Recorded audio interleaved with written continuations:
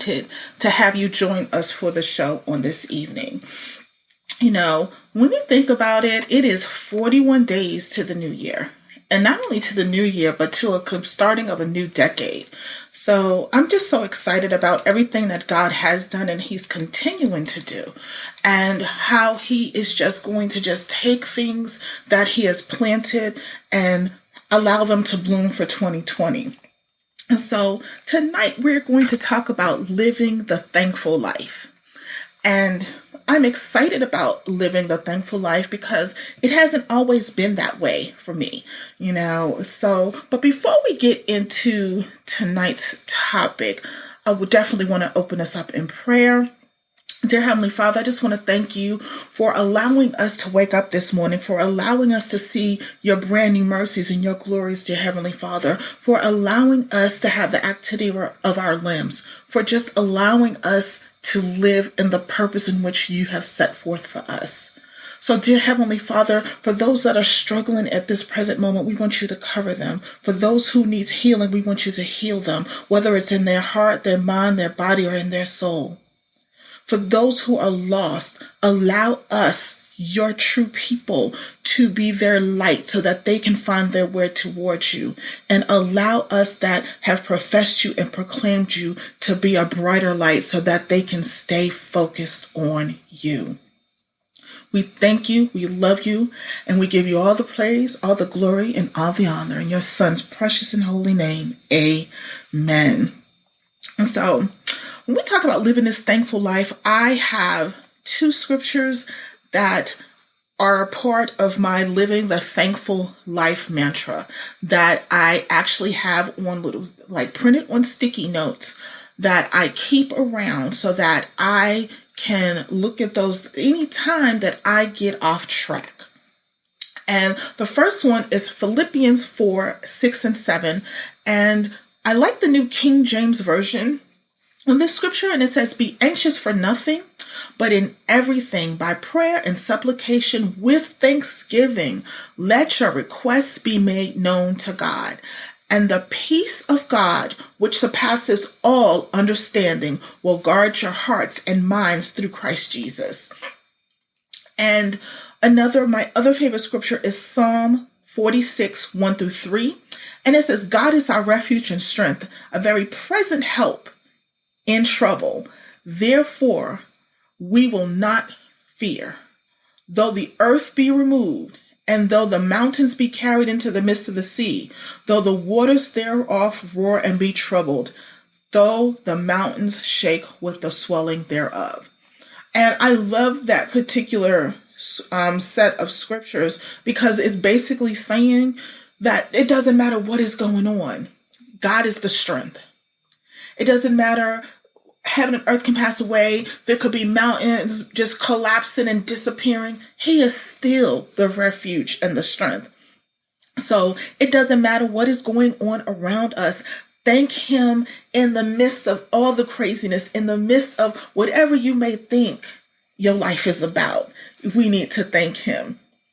And we talk about, as being a believer, being a Christian, why do we have to give thanks? Because we think that thanks is a month in the time of year. And not everyone may not think that, but my experience, and for those who come in contact with, and you know what, at one point, I always thought this. I thought that November, around Thanksgiving time, was the month where we really just showed our love and our generosity, and we really was pouring into people and to help people. But that's not the case. We're supposed to be doing it all the year long. Again, giving thanks to God is good for our relationship with him, and it's good for our well-being. It's a mark of obedience because we're commanded to give thanks to him. And so as I was thinking and praying in regards to tonight, God reminded me of what my Thanksgiving anniversary is. And you're probably saying, what? What is that? And what my Thanksgiving anniversary is the day when I completely decided that I needed to be obedient and that I needed to be thankful in everything, even when it didn't look great, even when I didn't know what was going on, even when I was just sitting there wondering like, okay, it's all crumbling around me. What am I doing? Even when I just wanted to bust out crying on a consistent basis because I just didn't know.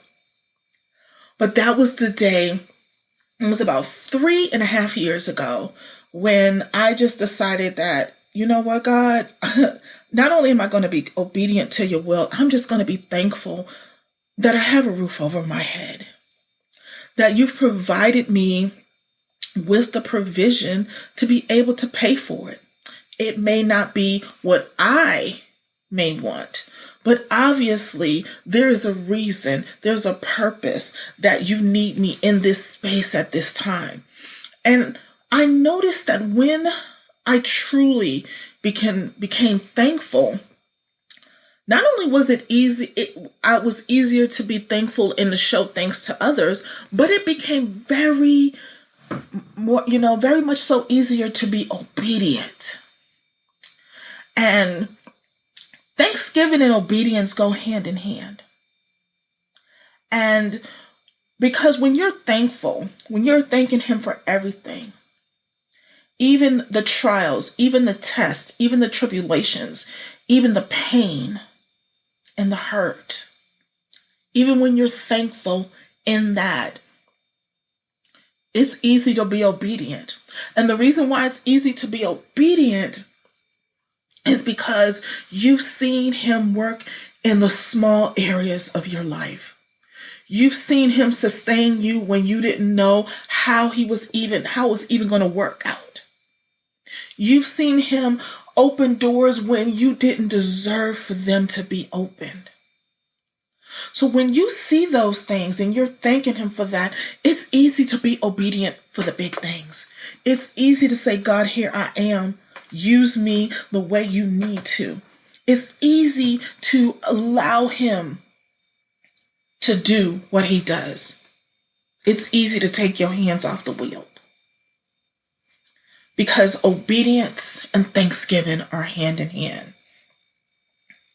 And as I've been going through this journey, and as you're probably also going through this journey, there are some things that I have learned that from those who are truly grateful, I remember when I was younger and we used to adopt, grandparents, even though my grandmother was the best in the world. We always would go to the nursing homes and we would sing. I was in choir and I loved the stories that our elders would tell. And there was this one, couple that was there in the home, and one, the wife had dementia and the husband, he had broken his back and he was in constant pain. And they was unfazed by what their physical was. The wife who had dementia, she might not have remembered who her children were, where she was at, but she knew who God was. She could call on the name of the Lord. She knew that he had been good to her. She knew that the kids were good and that there was grandkids. She might not have remembered a lot of things, but she knew who she served.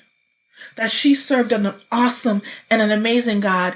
And I used to sit in awe because I'm just like, she don't remember nothing else, but she remembers that. And she would always say, I may not can remember some things, but you know what?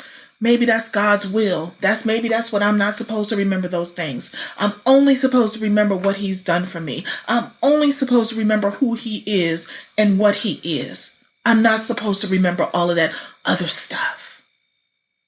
Because she said at the end of the day, he is the end all and be all. He's my all in all. He's my strength. He's my refuge. And however he decides this ends is perfectly okay with me. And I'm just like, okay. I'm looking because I'm complaining because I didn't get no shoes. I wasn't getting, shoes for my birthday or something. And this woman right here who wasn't remembering a lot of things was remembering who God was. And her husband, who was racked with pain all the time, he didn't focus on the pain. He never once complained about it. He was just thanking God for him allowing him to see another day. For him to just be able to walk, even though it may be a little bit slower, even though he couldn't do all the things he used to do when he was younger. But he said, well, you know what? I'm not, in my 20s anymore. So I shouldn't need to run and do things. I'm supposed to take my time. And that spoke volumes, because see, when you see that, when God decides he's going to restore health or finances or whatever, you become grateful for those small things.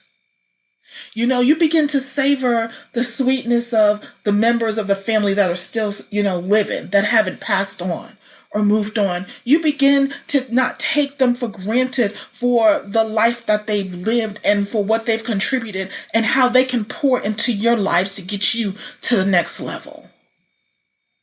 See, I learned that these people were thankful always. It wasn't when I was feeling good or how it's good and I have a great day and I have a whole bunch of money and I have a whole bunch of people around me and we can party. It didn't matter, rain or shine, up or down, good or bad, happy or sad. They was always thankful to God. And because they was always thankful to God, their demeanor showed it. They was pleasant to be around. People gravitated toward them. Because in spite of whatever they were going through, it was a magnet, it was strength, it was warmth, it was love. And people were drawn to that. And you can say, they're drawn to people. No, they were drawn to the God that was in them. Because even in their lowest moment, the brightness and the light of God was showing through them and shining through them. So people were drawn and they were able to say, you know what, in spite of what I'm going through, what I'm going through maybe is small to what they're going through, and they still show God love and God thanks. So thankful people is always, I'm getting there. I don't always show thanks. Sometimes I do complain. Sometimes I have those rough days and I'm not always thankful. But I am so much better than what I used to be. And so with that, I've learned to be thankful with small things. And that seems to be what I always push on and talk about the most is those small little things. It's not the major accomplishments. I can go on about the major accomplishments. I have businesses. I have, the opportunity to travel the world. But the smallest things for me is to be in my right mind. To have full-fledged control over those emotions. To be able to walk in healing when I couldn't do it years ago. To have a roof over my head. That may be a major accomplishment for someone, but that hasn't always been the case. It hasn't always been stable in my life. So that for me is a small thing. That small thing of having consistent shelter. Just the ability to get out the bed. I've always been very transparent with my struggle with, depression and post-traumatic stress disorder. And there are days when all I can do is get out the bed. And on those days when I get out the bed, I'm thankful to God. Because there was a point in time where I couldn't do that. It was just like I would just cancel whatever was going on for the day. Or it would just be so draining and it would just be like, oh, I'm just, would be all discombobulated for the day. But now when I go through those moments and I can still get out that bed and be functioning and do the things that I need to do. I'm thankful. Is it a work in progress? Absolutely. But now I have better days. I have more good days than I do bad days now. And that all became with just thanking him for that small thing of just allowing me to be able to get out of the bed, to be able to get into the shower and get ready to face the world. Thanking him for that small accomplishment. You know, being thankful for just the atmosphere, for the change of the seasons, just being able to smell the roses, you know. And I'll be honest, I'll be thankful because I'm a football fan. I'll be thankful when my team wins too. And we're not going to get uptight or anything like that. We love sports or whatever. We have our favorite teams. We have people that we cheer for. There's competitions, and we're thankful. But that's still a small thing. And we are thankful to God for that happening. I'm thankful when a child is found. I'm thankful that when a child is fed and they're protected and they're covered. I'm thankful in all things. And see, by being thankful, you have to express it. See, so many people say they're thankful, but you don't know that they're thankful. It's really quiet, it's kept. They're like, yeah, I'm thankful, but their life doesn't show it. Thankful people, what I've seen, and I really want to get to the level of this because I've seen and witnessed some thankful people where it just radiates from them. And it's just a bright light, and it's like, it's a magnet and you're attracted to that. I am grateful with sharing with others, but I want that to just radiate throughout my spirit of being thankful, and wanting to even draw out even more and the best in others. See, when you give, you're thankful about it. Just like this, if you had children, if many of you do, grandchildren, nieces, nephews, anyone who you give gifts to, would you continue to give them things if they wasn't thankful and grateful? Would you continue to give them things if they're always complaining about what they do have and don't have and how they don't have enough and things like that? Would you continue to give them more? And that's what we have to understand about our relationship with God. We are complaining about, okay, we don't have the big house, or we don't have the big car, and we don't have enough money, and we're trying to do this and we're trying to do that. And not once did we thank him for the provision that he has provided for us already. Not once do we thank him for the sacrifice that he made so that we can even be here to do this. Not once are we thanking him for just being God and loving us. See, if he did us the way we do him, we would be in trouble. But instead of doing that, now what he'll do is he'll make sure that we are still covered. But he doesn't extend additional. And you may say, well, why? Because you haven't shown that you can be a good steward over what you have. Who's to say that you don't get that 5-bedroom? He gives you that 5-bedroom house, or he gives you that BMW, and he gives you that, 6-figure job. Are you going to start complaining that that's not enough too? See, we are looking at the wrong things. And I can honestly admit that I was looking at the wrong things at a good point in my life, because I figured there was a point in my life where I was making great money and I was, traveling the world and doing various things. And so, but I wasn't grateful. I wasn't thankful. I felt that I was entitled to that because I had put in the work and that I had done all of these things. So I was entitled to have that. And when it fell apart, when it crashed, I felt that oh, so you're just going to leave me hanging. And what did I do? And I've always, served you, and I've always, done right and whatever. But I was missing that key aspect. I wasn't thankful. I wasn't grateful for what he had given me, what he allowed me to obtain.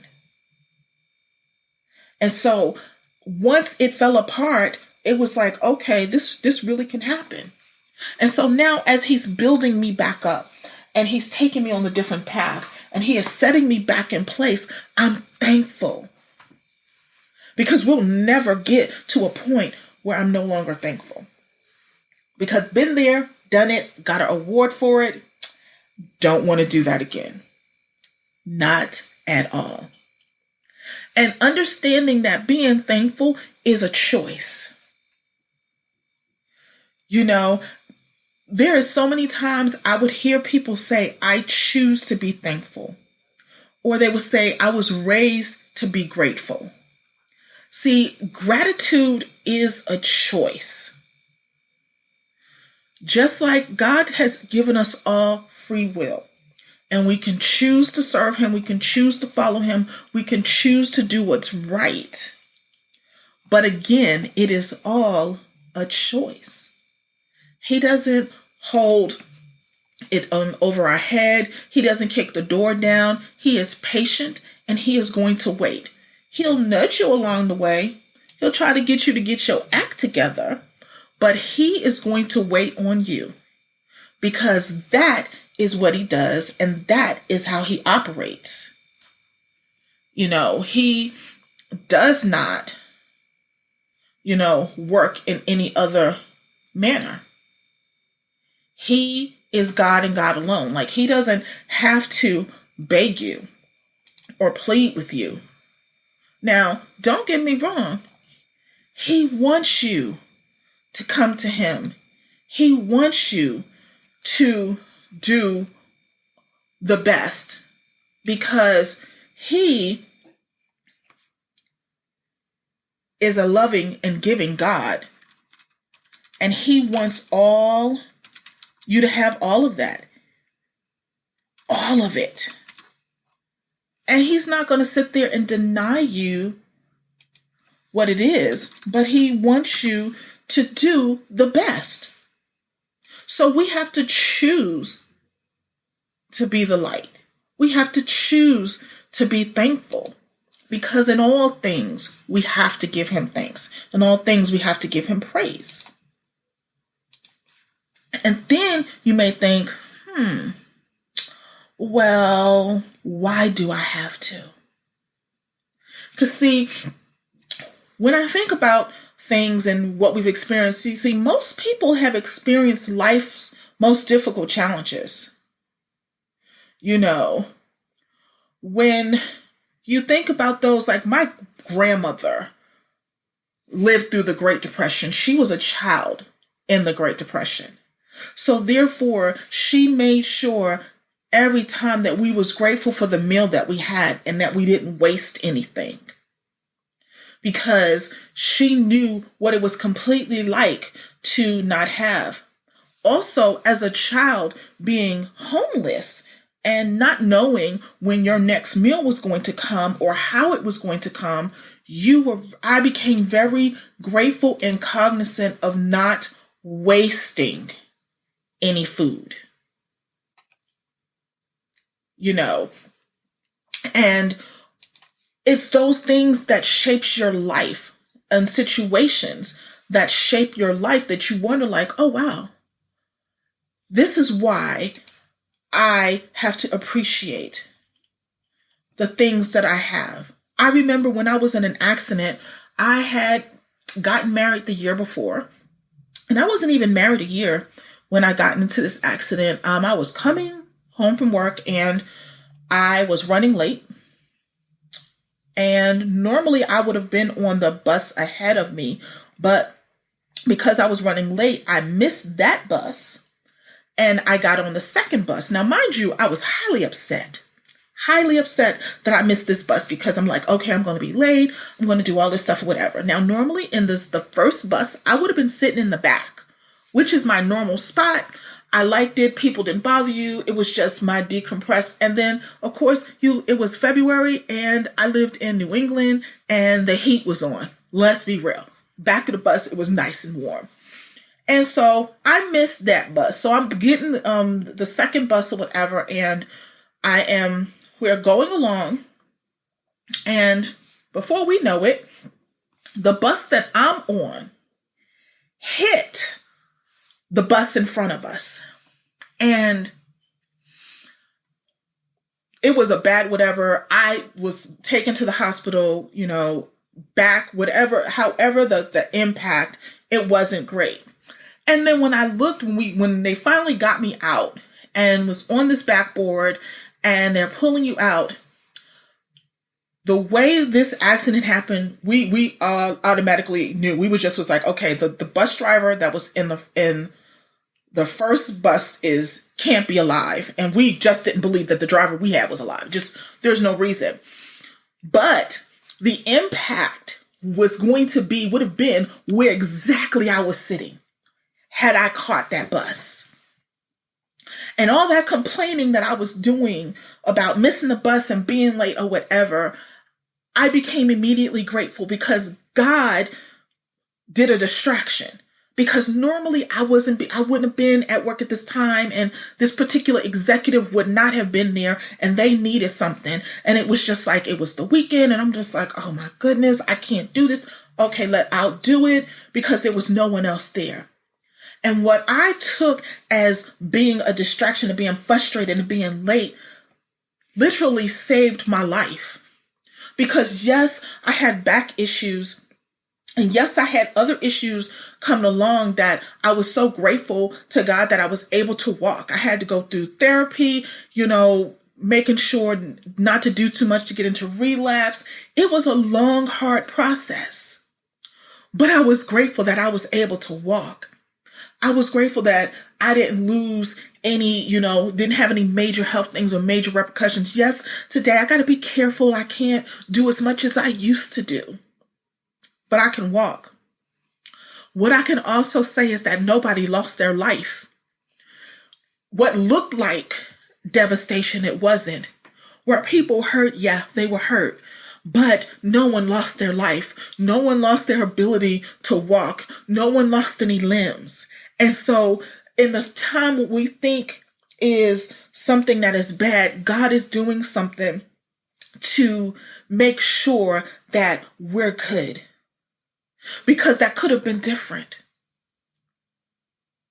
And so, yes, I am always thankful for those small things, those small distractions. And we all know what they are. We get upset when we're, late for work, or something has happened that's causing a delay. You need to thank God for those, because there's things He is shifting, and He is making sure that you avoid certain things, because He is working behind the scenes to line things up. And so I'm always grateful in a delay. Some of the best times that He's allowed me to pour into people and to minister is when I thought I was late. And I wasn't late. I was at the right place at the right time to pour words of thanksgiving and love into someone who needed it.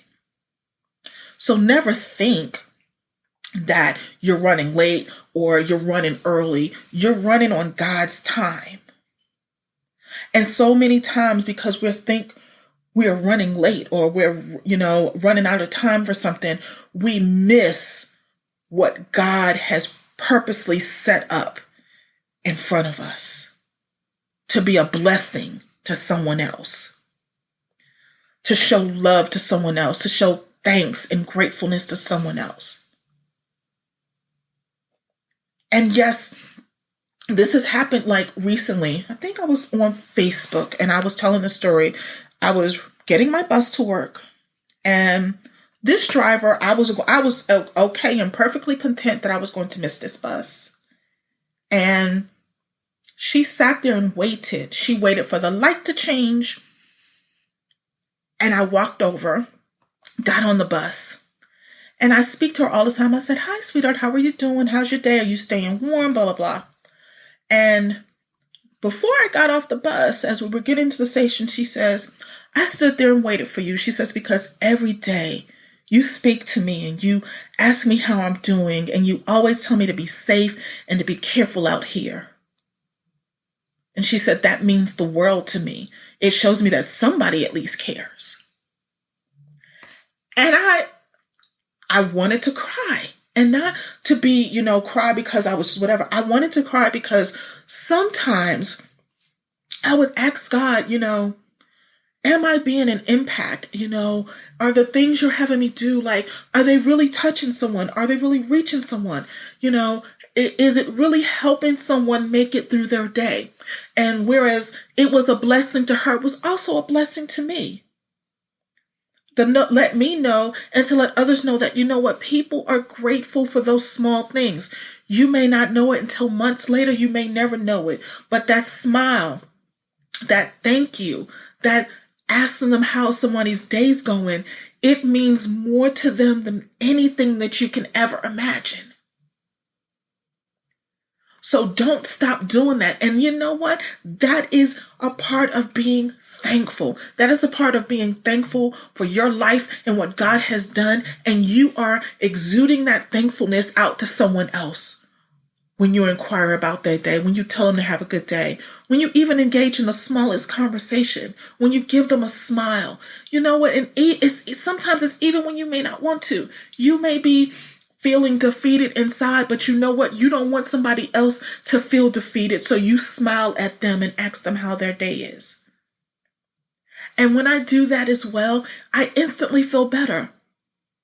Because you know what? 9 times out of 10, they smile back at me and say, you have a good day too. Or they'll just smile back, or, they'll wave. But that's being thankful to God for everything that He's done. I notice that I have better days when I start my days with thanksgiving, when I start my days with praise, when I thank Him before I do anything else, before my feet touch the ground. I'm thanking Him. And when I set that in motion, the day moves amazingly. And when I think about it, it's made me, realize that,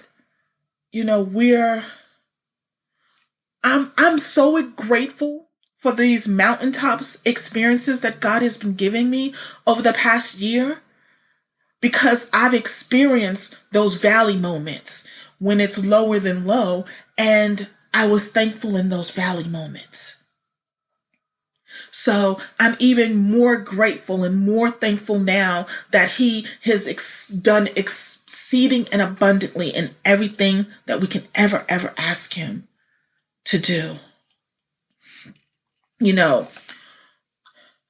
Just some tips on what I do to be living this thankful life. Number one, and I think it's really the most important thing, is to speak positivity. See, our words are the voice of our heart, and speaking positive can demonstrate quickly the thankfulness that we have in our lives on a daily basis. When He says life and death lies in the power of the tongue, it does. Because if you speak life, you're going to have life. If you speak death, that is what is going to happen. Because I can tell you so many times when I've spoke death, not only to my situation, but to others. And it's being negative and not being nice, not empowering, not uplifting. So therefore, we have to watch this little thing. This little tongue is powerful. And so instead of giving it life to kill, give it life to live. Let it sow. Let it be comforting. Let it be loving. Let it be kind. Speak positivity, because it will brighten your day. When you start out saying, you know what, today's going to be an awesome day. I am going to have a great day today. Do you know how many times you do have a great day? Because I know for me, when I say, oh God, this is going to be one of those days, you know what ends up happening? It's one of those days. And I'm just trying to just make it through because I have put that in the atmosphere that I'm going to have a bad day. And so therefore, don't do it. The minute you feel yourself thinking about it and doing it, arrest that thought. Because see, we can control our mind. We can control the little gremlin trying to get in and say, plant seeds of doubt and, ungratitude in our head. Because, he gets us to thinking like, well, you know how they are at the job. You know how they are. What's the point? What's the point of being nice? You can't be nice to them people. Get him to get behind you and get beneath you where he belongs. He doesn't even deserve to be in the same atmosphere. We're going to speak positivity all the way through because it will set your day in motion to be successful and blessed. Second thing that I've done to be living this thankful life that I have found works very well for me is smiling often. See, smiling is a universal language. See, people can easily see how you live your life by how often you smile. And this isn't the typical thing where people say, oh, you should smile more often, or, why you look so mean and things like that. Sometimes we just don't smile. I get it. The day is weighed on you, but I realize, see, it's so easy to smile. It takes a whole lot more to frown. I figured that out. It really does. So I smile. Even sometimes when you want to cry inside, smiling just tends to brighten the day. It tends to draw love. It tends to, someone can just see through that and they speak positively into you. So smile because you can just exude that positivity in your life.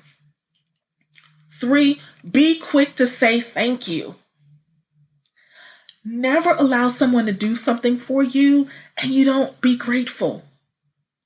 It's 2 little words. It can be so hard to say, but it has wonderful reactions to it. Gratitude to others is just not something that people do easily. And we get it, but it's a great way to live a thankful life and to demonstrate it on a consistent and daily basis. If someone brings you something or, they say, they smile at you, they ask, how your day is, just thank them. You could be getting at a restaurant. Thank the waiter. You can be in the retail store. I'll be at Walmart or CVS or, Walgreens. It doesn't matter. I say thank you to those who have served me.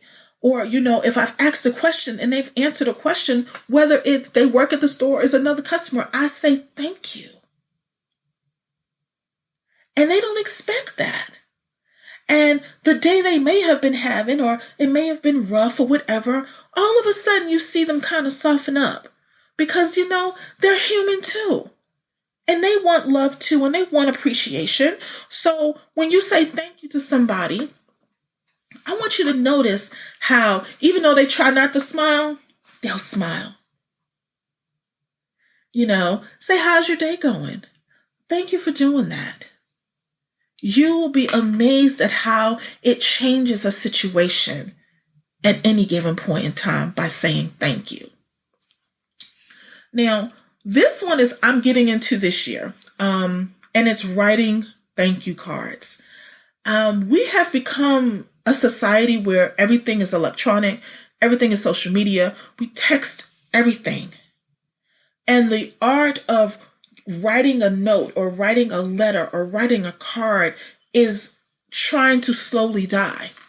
And I decided that this year I'm sending out holiday cards and I'm sending out, thank you cards and, those who I know that are on my list and I have birthdays, I'm going to send out birthday cards in the coming year. I'm just going to send cards to say I'm thinking of you. Can I do it via email? Absolutely, I can. But When someone gets that piece of mail and they open it and they read it and they think about the time that you took to write that note of thanks, of encouragement. Again, you can do it electronically. I'm not saying that you cannot, but I do it often electronically. And sometimes, I miss that my grandmother used to have a box of, cards that she used to get that she'd say, well, so-and-so sent me this and this was for this. And to see her light up and the enjoyment on her face when she was going through those cards and the little notes and even the things that we made as kids that we would bring home. And I know if you have children, you probably have tons of it. If you have grandchildren, you have tons of it. But it is so amazing when you can pull it out and it's a memory associated with it that is giving you love and encouragement and has brought you joy. So write a thank you card. You may say, okay, I don't have the finances to write physical cards.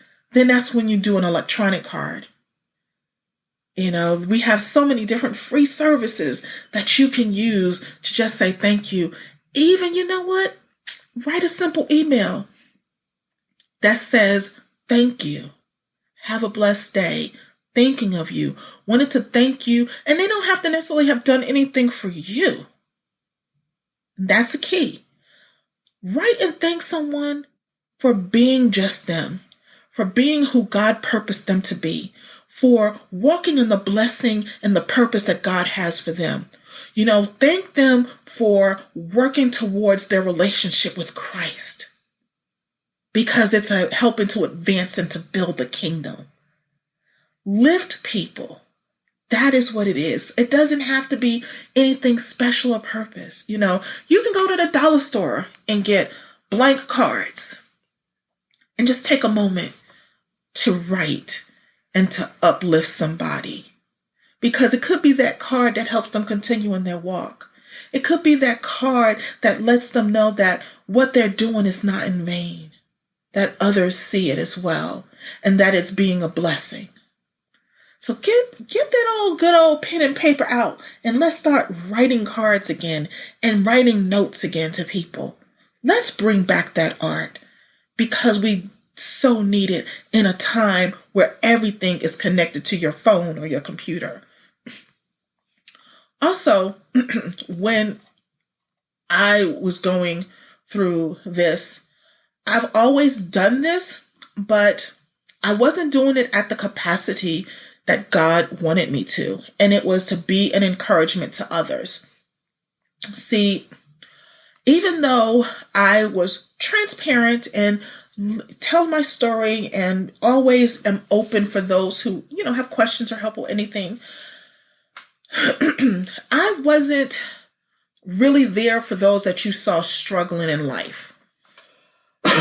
And when you see somebody that may be struggling or don't know where their, life is going, instead of commiserating in what their life isn't doing, be a positive encouragement in their life. And it's useful, it's a useful way to live thankful, for others. See, it's in a time when they needed to be uplifted and appreciated. They may be struggling, they may be new to the faith, and they don't understand the things that someone who is seasoned in the faith. I have always taken this philosophy when it comes to my walk with Christ and when He encompasses with me or puts in my stead those who are new to the faith. I do not do anything that would jeopardize their relationship with Christ. And it's not because I can't do it. It's because they're new to the faith and they're learning and they're still on milk. They're still beginning to, they haven't been able to be weaned off anything. They're still getting to where they need to be. So therefore, we're not going to do anything that's going to jeopardize that, them being fed, them being nourished. And so I try to make sure that if it's going to be something that will cause someone who is following me, who is doing whatever, if it's going to cause somebody to stop worshiping and following God, I'm not going to do that.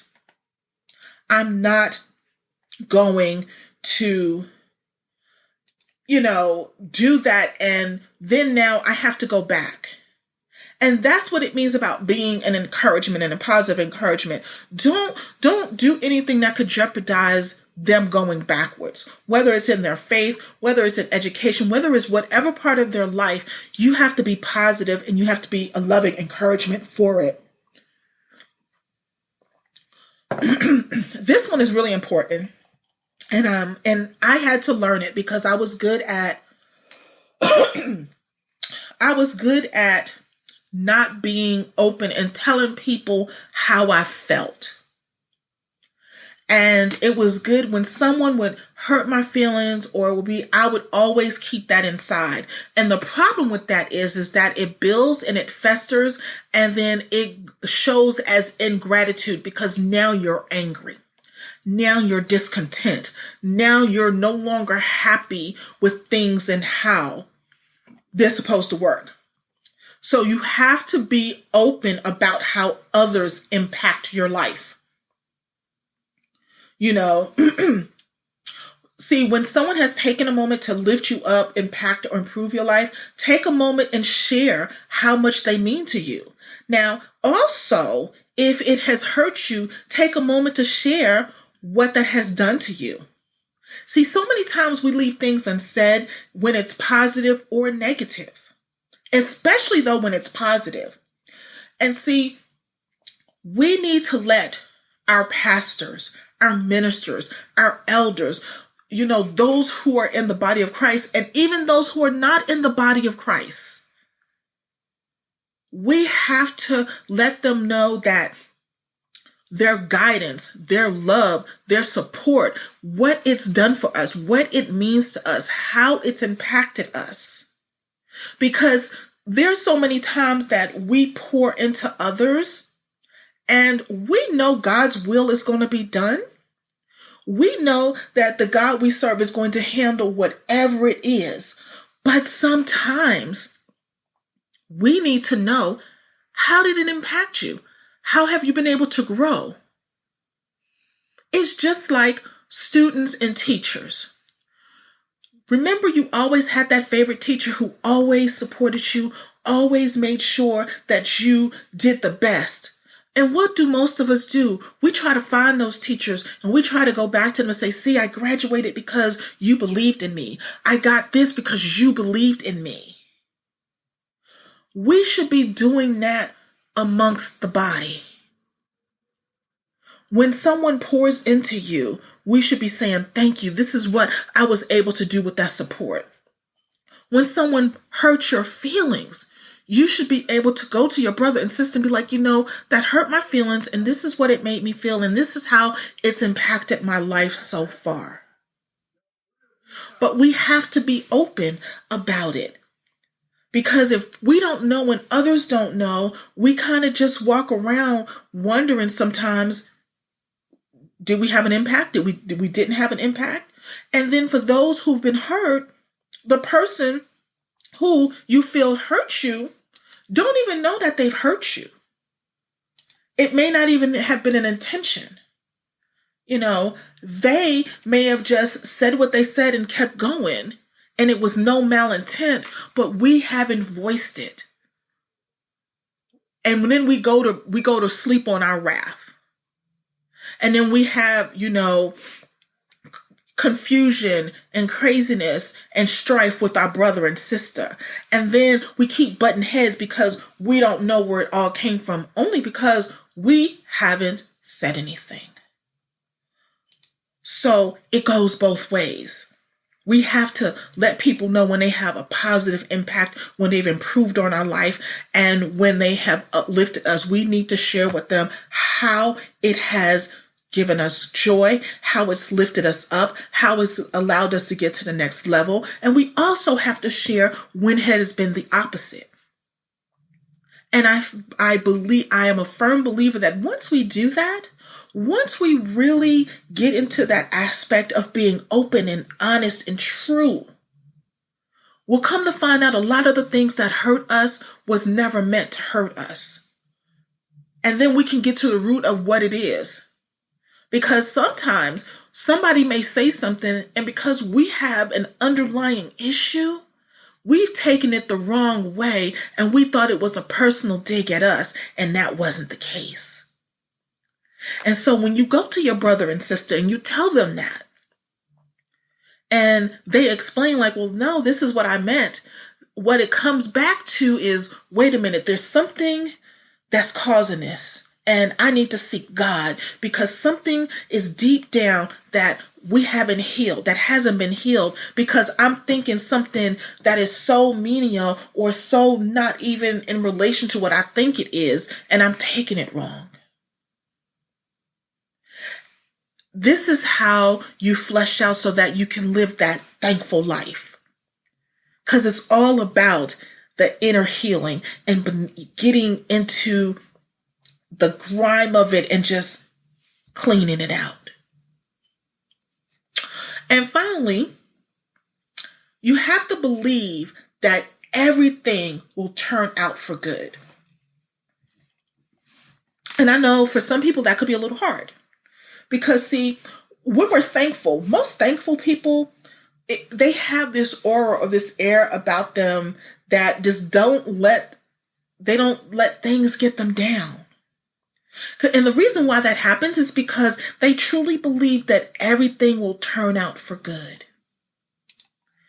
Everything will turn out for good. So they're not worried about how it's going to handle, how it's going to, work out. They truly believe. They truly believe Romans 8:28. And when it says, and we know that all things work together for the good of them that love God, to them who are called according to his purpose. They live out Romans 8:28. And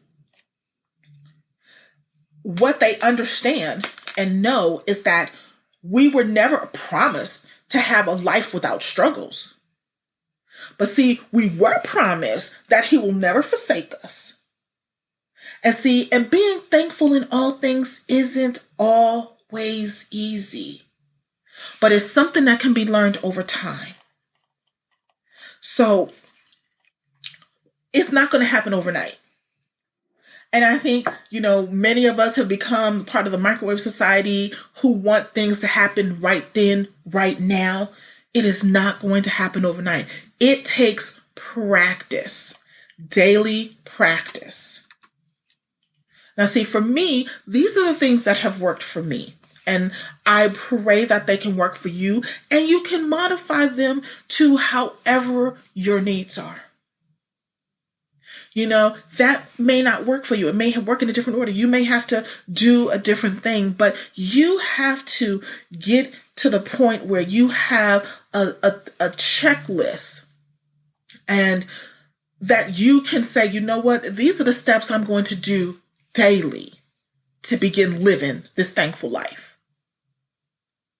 And you may have to get a notebook.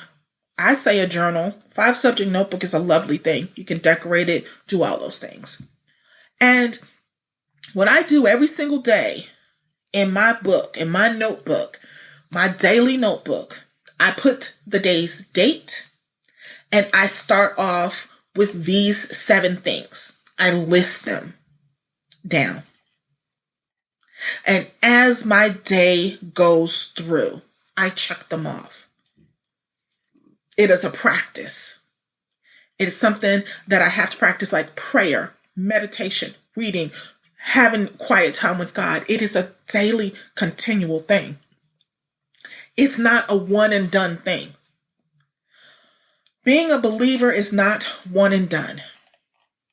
It is continual practice. It's consistent practice. And once you realize that, you will understand that just because you had a bad day today doesn't negate everything that you've done for God. Just because you might not have always, done it correctly or how you feel correctly, it doesn't mean that God doesn't love you. It doesn't mean that he's not looking out for you. What it just means is that we have to do better. It means that tomorrow's a new day and that we have to start over again. It may be noting in your journal, why did I struggle with this one today? That is what a journal is for. I tell you nothing else, a journal will be your best friend because it gives you the time to take those notes and it gives you time to reflect back on.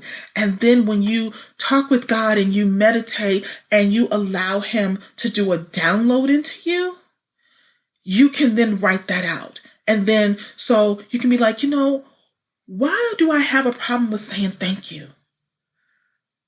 And it could be, okay, I don't particularly care for this person. And then it can get into, well, why don't I care for this person? What did this person do to me to make me feel this way? And this is when you begin to dissect what is truly the root of an issue. But again, it's a continual and daily process. So what I want you to do is, I want you to remember what God has done. I want you to tell others what he has done. I want you to show God's glory to others. And I want you to offer gifts of self, time, and resources.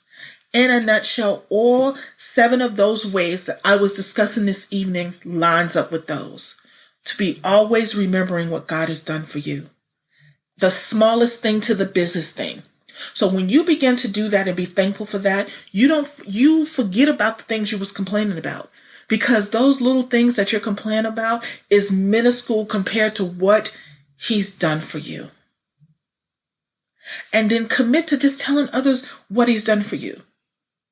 That's right. He woke me up this morning. He allowed me to get out of the bed. I have food. I have shelter. I have clothing.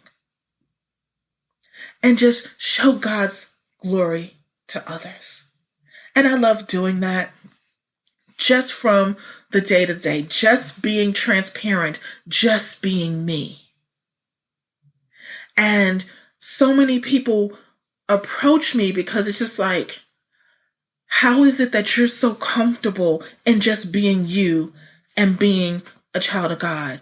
And it's just like, I don't want anyone else to feel like I used to feel, that you had to be perfect and that you could never make a mistake. And because the one mistake I did would make, it kept me out there longer because I felt that I was unworthy. So now I am just transparently me. And I thank God for it each and every day. And every time I get a chance to, I'm offering my help. I'm offering my time. I'm offering those resources. See, the thing is, what can you do? What you do for others when they can't do anything for you is what speaks volumes. I do because God has given me the resources. God has given me the talent, and he's given me the gifts. And this is not to say that, if you have a business, you have to have everything free. I'm not saying that. God is going to direct you on what to do and when to do and to who to do it with. And that is, again, being in relationship and being obedient to God. And when you do that, he will let you know who to sow into with yourself and your time and your resources, who to help. He will give you that. You don't have to do it on your own. Definitely do not have to do it on your own. Remember that Thanksgiving is a mark of obedience and that we are commanded by God to give thanks. And when we do that, it is awesome and amazing for our relationship with God and is good for our overall well-being. So remember, and in all things, give thanks. In all things, good, bad, and different, give thanks, because he will always make sure you're good. He will always direct your path. He will always be that light. So I want to thank you for listening to the show on this evening. Be sure to visit us on Facebook. You can find us at Moving Past You. Join the page, have our conversation, access to show notes, and get some bonus content. You can also listen to us on the Praise Orlando Global Media on Facebook. You can search for that. You can always find us over there. You can also subscribe to us on YouTube, on iTunes, Spotify, and iHeartRadio. Just search for Moving Past You. And as I leave you on this evening, I always want you to remember to be kind in your word, in your thought, and in your deed. Be blessed. Have a great evening, and we'll chat next week. Good night.